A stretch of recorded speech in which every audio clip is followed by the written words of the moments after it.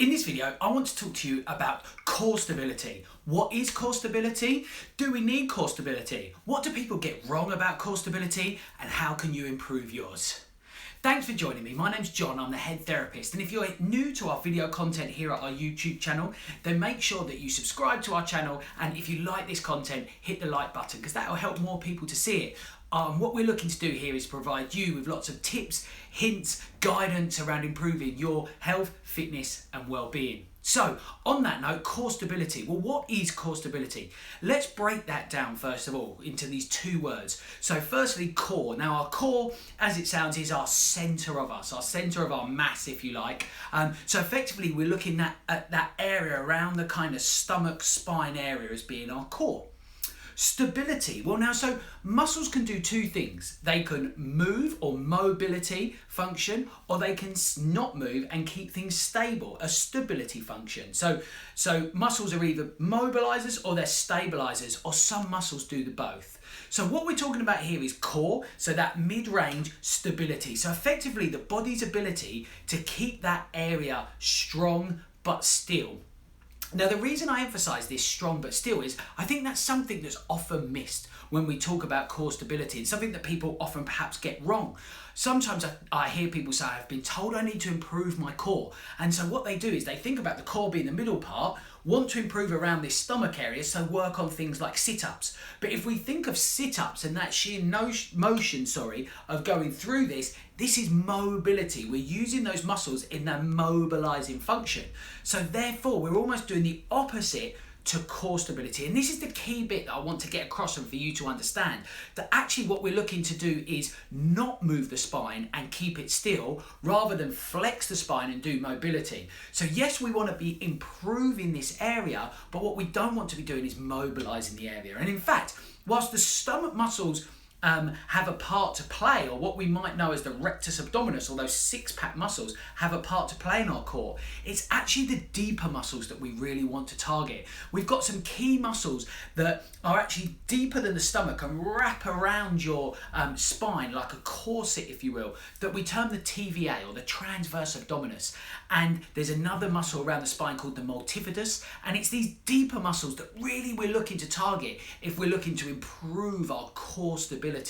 So how do we do that if it's not sit-ups and things? Well, again, I want us to think of this concept as what we're looking to try and do is work the spine to keep it still. So we want to take ourselves into a challenge where the spine would want to move, but actually the firing of the correct deep muscles keep the spine in a still, straight position, as it were. So firstly, we might, alongside sit-ups, next go to an exercise like the plank. Now, you may have seen another video on our channel where I talk about the fact why I don't like the plank. And I'll link to that at the end of the video. If you are someone who's doing the plank, check out that video because there may be some things that isn't right about the plank. But if we think about the plank, the concept at least is correct. What we're looking to do is take our position into, our body into a position where it's nice and straight, and then the object is simply not to move.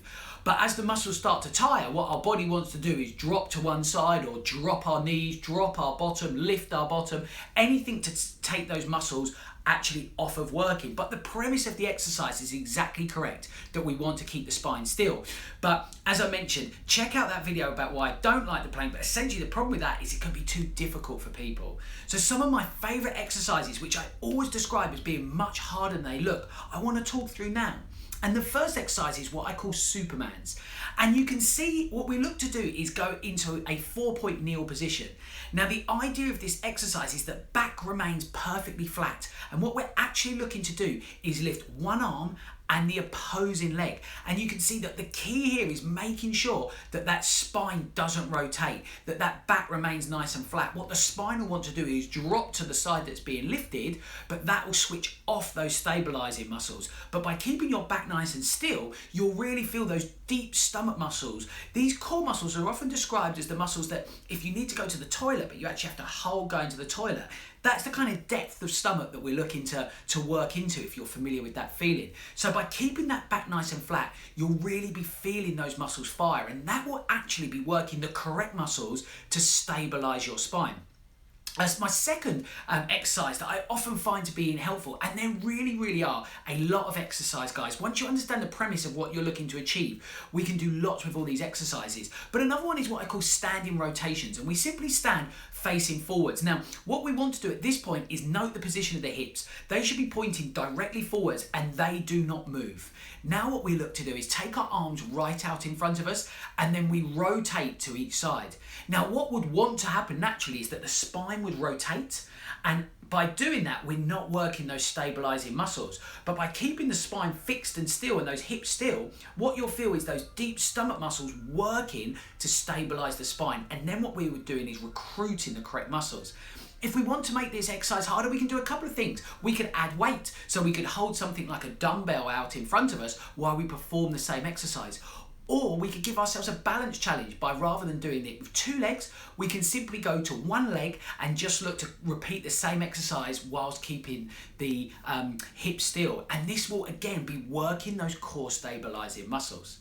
So why is this important? Why do we need core stability? Do you need to work on these exercises? Well, the answer to that, really, according to the research, is a categoric yes. What we know, or what we tend to find in society, particularly as we become more sedentary and not moving around as much, is that these muscles become quickly very underdeveloped, underused, under-recruited.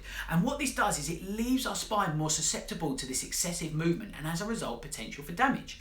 So by strengthening this area, if we imagine somebody running, for example, as we run, if those stabilizing muscles are able to fire and keep our spine nice and still, that would of course be better for somebody than if these muscles aren't working and the spine is going through all this unnecessary rotation.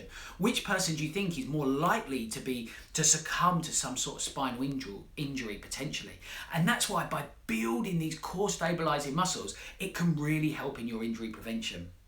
So I hope you found that helpful. What I would challenge you to do is go and take on a couple of those exercises. They are much harder than they look. See how you feel that deep recruitment happening when you keep the correct form. Do them with bad form first if you want, just this once. See how easy it is, but then when you correct your form, all of a sudden it becomes much more difficult. I hope that information's been helpful. As I say, if you like this content, hit that like button, give that like button a nudge, because then that will send that to more people to be aware, and that will tell me the sort of content that you like to get from me. And if you haven't subscribed to our channel, hit that subscribe button, knock the bell, and then that will alert you to as soon as we get any other videos coming out. And what I'm doing now, you'll see, is linking just to that video about why I don't like the plank. It's not that I hate the plank, but I prefer the exercises that we talked about today. So if you are doing the plank and more interested in core stability, check out that video.